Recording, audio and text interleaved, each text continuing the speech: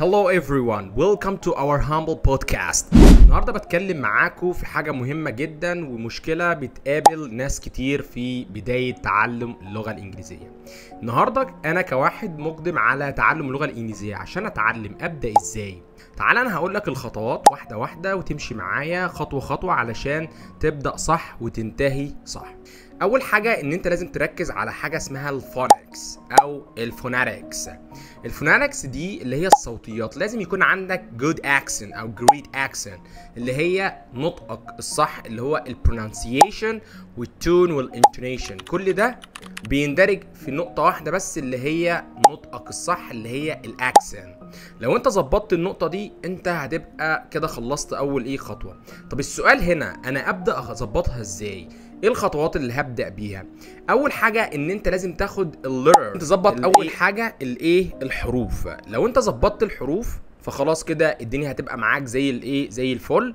يبقى برضو ابدا اظبط الحروف. احنا عندنا 26 letters in English اللي هو بنسميها English alphabet، بنقسمها ل 2 parts اللي هي consonant letters and vowel letters. اوكي، وهنبدا نشتغل كمان على اللونج فاول والشورت فاول، وهتاخد كمان الحرف اول الكلمه ووسط الكلمه واخر الكلمه.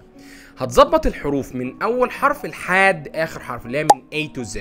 طب انت خدت كل القواعد بتاع كل الحروف وعرفت كل ده، فاضل لك واحده بس ان انت تعملها اللي هي تبدا تشتغل على اللينكن والشادوين. هتسالني سؤال، ايه هو الشادوين؟ الشادوين ده انت بتسمع من الشخص النيتيف سبيكر، تسمع منه نطق الكلام او طريقه الكلام وبتقلده، بتعمل imitation اللي هو التقليد او الاكتن التمثيل. تمام؟ For example, you can lead a horse to water but you can't make him drink. معناها ايه؟ ان انت تقدر تقود الشخص للطريق الصح لكن انت ما تقدرش تجبره على فعل الشيء. You can lead a horse to water but you can't make him drink. You can lead a horse to water but you can't make him drink. You can lead a horse to water. انا كده عملت shadowing. اوكي، يعني حاولت ان انا اجيب لكنة او طريقة الكلام بتاع النيتيف سبيكر. اوكي، طب اللي بعد كده اتعلم اللينكن. شايف الجمله دي اللي هكتبها لك دلوقتي؟ I want to go out with my friends tonight at 7 AM. طبعا ده نطقك الاولي، لكن احنا تعالى بقى نتعلم اللينكن. شوف اللينك اللي انا هعمله ما بين الحرف والحرف. I want to ما قلتش I wanted to. I want to go out الاو مع الاو with مش with my friends tonight at 7 AM أو 7 PM عشان يبقى أنا نطقي صح للجملة كلها وأبقى عملت لينكن صح. يبقى I want to go out with my friends tonight at 7 PM. That's great. ده أول ستيب لازم أنت تشتغل عليها. تاني ستيب، ودي بقى اهم، ان انت خلصت الصوتيات وبقيت نطقك كويس والاكسنت ممتازه معاك، هنبدا نروح للجرامر. تتعلم جرامر. اتعلم جرامر كمنهج وكمان كلغه. ازاي؟ ان انا كمدرس شاطر بتعلم القواعد عشان ابقى مدرس شاطر، بس انا بضيف معاها حاجه كمان اللي هي الاريومز او الاكسبريشنز. يعني انا كمدرس بعتمد على المنهج وكمان بعتمد على جرامر كلغه.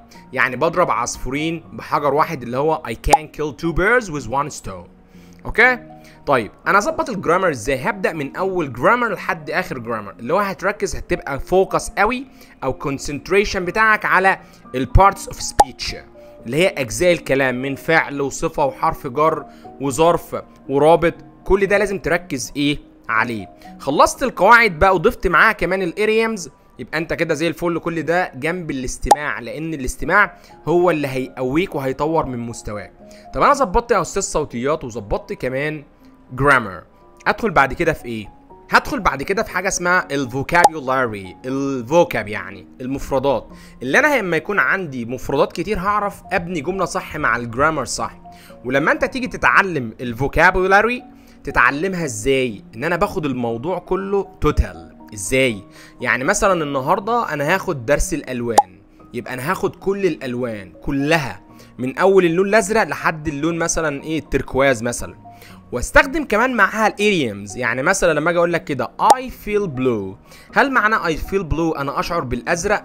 لا، معناها ان انا اشعر بالحزن، يعني I'm very sad.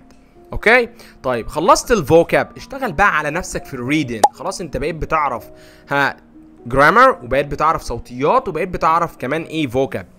احس يعني اطور بقى من نفسي في الايه في الريدنج، لان القراءه بتغذي العقل جدا وبتعلي من مستواك كمان. انت كقارئ كويس تمام هتبقى في مستوى ايه تاني. اخر خطوه بقى وننهي بيها اللي هي الكونفرسيشن. ابدا بقى هدخل في موضوع المحادثات. المحادثات بقى من اول درس لحد اخر درس، اللي هي الديلي سيتويشنز. ازاي؟ التحيه، تقديم النفس، مقابله اشخاص لاول مره، مثلا بطمن على صحه شخص، كمان دروس الاقتراح، الراي، النصيحه، الطلب، الاذن. كل دي مواضيع لازم يكون عندك باك جراوند عنها جدا، وتاخدها كمان بالاريمز. ويبقى انا كده خلصت معاك الخطوات اللي هتمشي فيها في تعلم او بدايتك لتعلم اللغه الانجليزيه. واشوفكم ان شاء الله في فيديو جديد. مع السلامه.